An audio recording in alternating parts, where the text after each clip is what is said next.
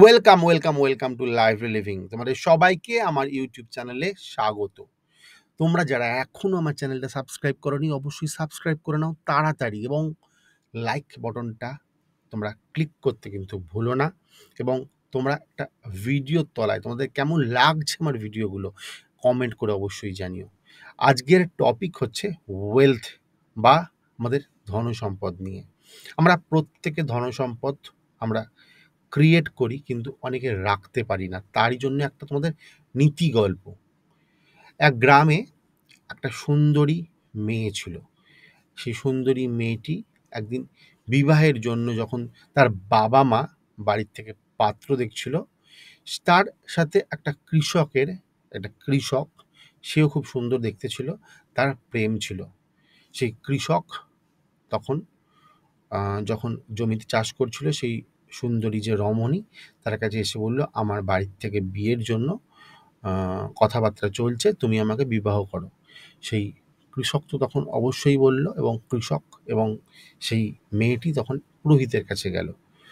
পুরোহিতের কাছে যাওয়ার পরে সেই পুরোহিত সেই সুন্দরী মেয়ে, সেই মেয়েটি খুব অপূর্ব সুন্দরী ছিল, এবং অপূর্ব সুন্দরী মেয়েটিকে দেখা মাত্র পুরোহিত বলল, কৃষক, তুমি তো কৃষক, তুমি তো শুধুমাত্র জমিতে ফসল ফলিয়ে তোমাদের চলে, কিন্তু আমি পুরোহিত।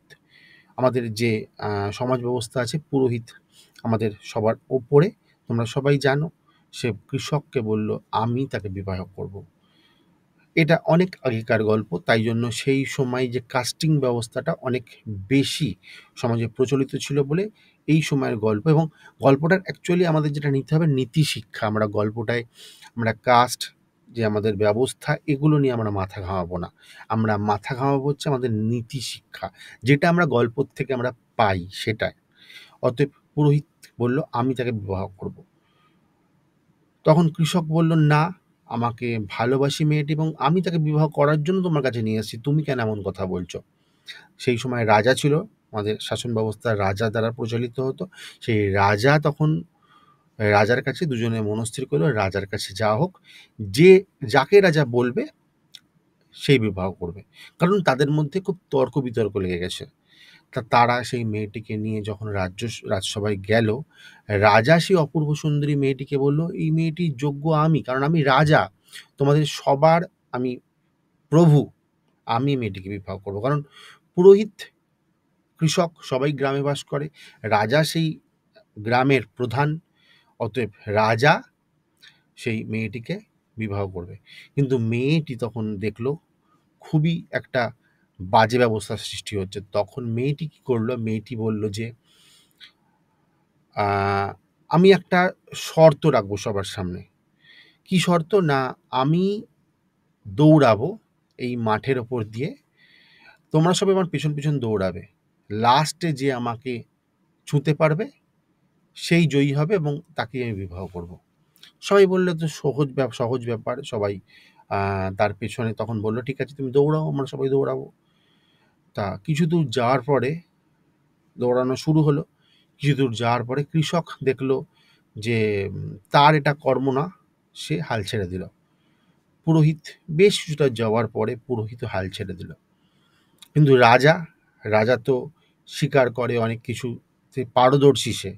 রাজা তার পেছনে তখনও দৌড়াচ্ছে, এবং দৌড়াতে ছুঁতে পারছে না তাকে।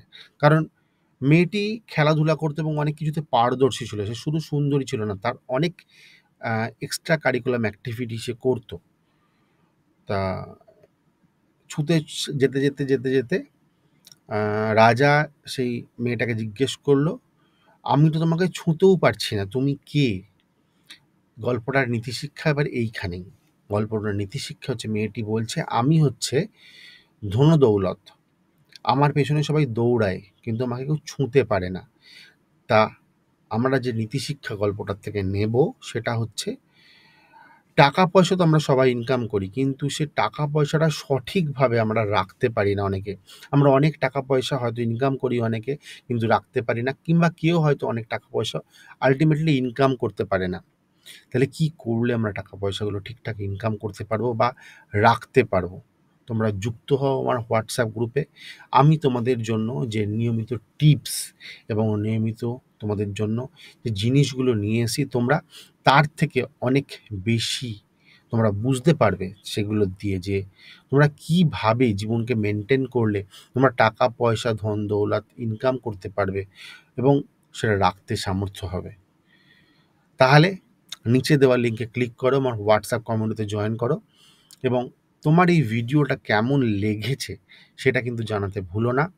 অপেক্ষায় থাকবো হোয়াটসঅ্যাপ কমিউনিটিতে তোমার যে জিনিসগুলো তুমি জেনে তোমার জীবনকে সঠিকভাবে পরিচালিত করে আগে নিয়ে যাওয়ার জন্য।